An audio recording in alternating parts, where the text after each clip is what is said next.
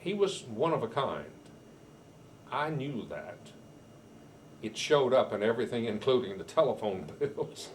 And Bill, I don't know where he got that. Probably, and he also was a skilled photographer. That's another thing that very few people knew. He had gone through an unhappy marriage. I thought that that had contributed more to it than anything else. And no, it seemed that one of his friends, who was an executive in the state government, they were buddies. And the executive just said, if you're tired and you're burned out, do what I did, because this man had left the private sector and gone to work for the government for the same reasons. He was burned out. And so he suggested that Bill do that. And Bill said, I just don't really want to go back on the air anymore. And I said, well, Bill, if that's how you feel, we'll go back to the station and I'll cut you a check for severance pay, and you won't go back on the air. And that's what happened. And the person who took over for Bill Henderson, as I recall, was Bob Bailey. He was program director at the time. But that happened to other people. There were other people who, in some cases, left the radio station because they thought I was messing with their talent. One person in particular, who had an advanced degree, was working in the education system. He wanted to get out of teaching. He came to work at the radio station. And what he could not do, which stunned me, it never occurred to me it could happen, he could not understand elapsed time. We couldn't get him to understand a sweep second hand was what he had to watch and had to talk leading into the break at exactly on the hour to join a network. And finally, we found out why. The man had a digital watch. He had digital clocks. And so there was no sweep second on any of them to tell him anything that remotely resembled elapsed time. He could never meet the network on time. And the other thing he couldn't do was pad between the end of a commercial and the network cue. He could not do that. He was very funny if he had written material, but he couldn't write material forever, ever placed between a commercial and a break. And so consequently, PhD and all, we had to part company. And there are stories like that I don't want to attach names to. There are other people that I'm sure that I'm missing, I'm leaving out, that worked at the radio station. I guess I remember one guy who came in and he wanted to work in the newsroom. And I asked him why, and he said, because I want to change things. And I said, what do you want to change? Well, he was a graduate of a journalism school. I won't say which, and I need not name him either, but the story is this. He knew that there had to be corruption in the government, and he felt that the corruption was either locally in the Salisbury or in Rowan County, and that as a newsman he could uncover all this corruption because he'd been taught how to do that in the journalism school, and that he wanted to change things. I refused to hire him. A guy in a nearby city did hire him and thought after he had gotten him and he got started that couldn't understand why I didn't hire him. 6 months later he told me, now I know why you didn't hire him. He said, I got people all over this town that are mad at me because he's accusing them of corruption. Well, he fired him. The guy retired last year from NBC News. And if he ever hears this, he'll know who he is, but the public, and I have to take that one to my grave. I don't think I want to identify him. And some of the other stories, there's no point in it. They were just part of running a radio station. And if he ever hears this, he'll know who he is, but the public, and I have to take that one to my grave. I don't think I want to identify him. And some of the other stories, there's no point in it. They were just part of running a radio station.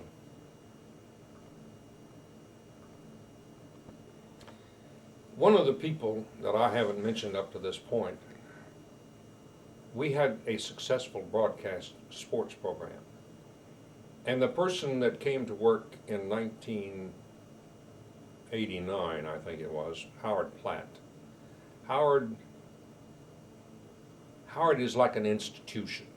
One of the things that he followed on after people like Marty Brenneman and Bob Rathbun, who were Brenneman, as I mentioned earlier, is working for the Cincinnati Reds, and Rathbun, I think, is working with ESPN. Another guy in that time was Warner Fusell, who is also working for ESPN. They all were successful, but the one person who capitalized on what they did is Howard Platt. Howard Platt is still at the radio station to this day. Howard Platt is probably the best sportscaster of the entire group, in my estimation. But Howard has created something that's unique.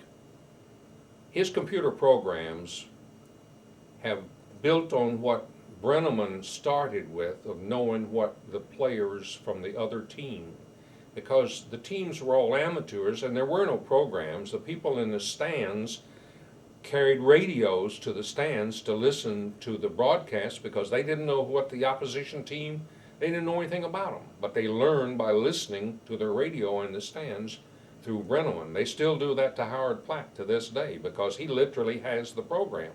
But Howard further has all of the stats on all of the teams that are playing in the leagues that he's broadcasting.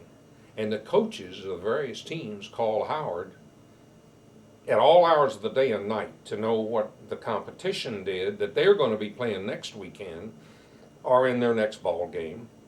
And Howard is an institution in that sense. And Howard could leave this town and take jobs anywhere. I know that there are jobs offered to him, and he has chosen to stay here simply because he likes the town and he likes what the radio station is doing and what the radio station lets him do. I kid Howard that as soon as he throws off 100 pounds, he can fit on any television screen, but he says he isn't going to do that. The other person that came along concurrently with Howard was Kent Bernhardt. Kent was working in the newsroom, and Kent is one of those multi-talented individuals who has played many roles in the Piedmont Players. He sharpened his acting skills in that sense, but he's also translated or transferred some of those skills to radio and to the job that he has full-time at Charlotte Motor Speedway now. And the good news for Salisbury and Rowan is he has come back to the radio station for a morning show with Howard Platt. The two of them provide real strong local anchors. They know whereof they speak. Kent can relate to the entire community because he's a native, and Howard fills in all of the other stuff from the sports world and sometimes in news as well. David Wislant is another young man. I first got to know him incidentally through his father, who was in the furniture and appliance business in Salisbury for a long time, and he was an advertiser. But David went to school at Appalachian State, and he came to work shortly after Doug Rice, who's also a graduate of Appalachian State.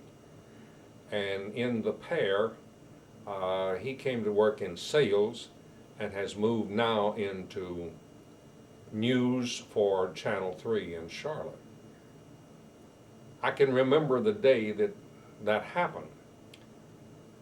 We were doing the Appalachian State football games And knowing that he was a graduate at Appalachian State, I insisted that he go and cover the tailgate party.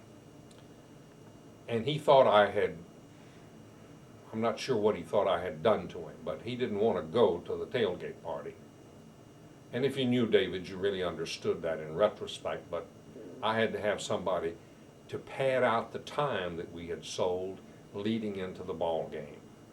And so I got David to agree to talk to the various party-going people in the parking lot who were in the big tailgate party.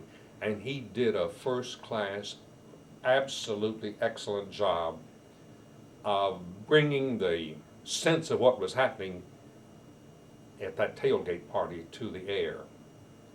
I don't know whether the Appalachian team won that game or not, but I can tell you David was a winner whenever he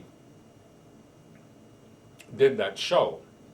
And I've often thought that some of the skills that he acquired that day by force, he has now applied to a lot of things that he does for Channel 3 in Charlotte, because he can interview anybody.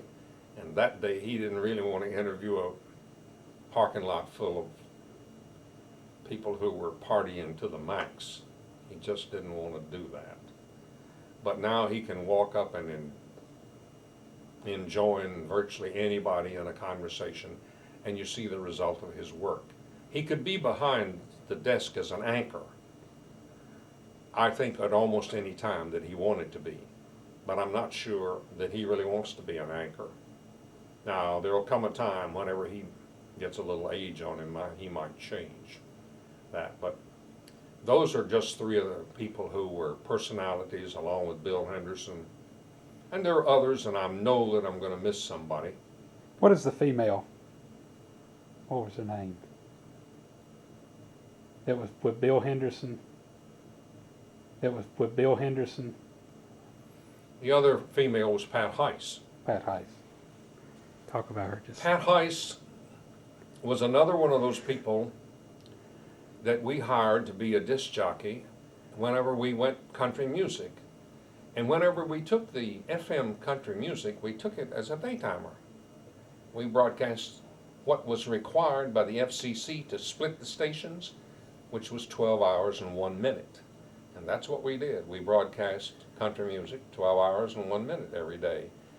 And that way we were fulfilling the obligation to program the two radio stations separately. Pat Heiss came to work, and she had been told that working with Bill Henderson was going to be a trial.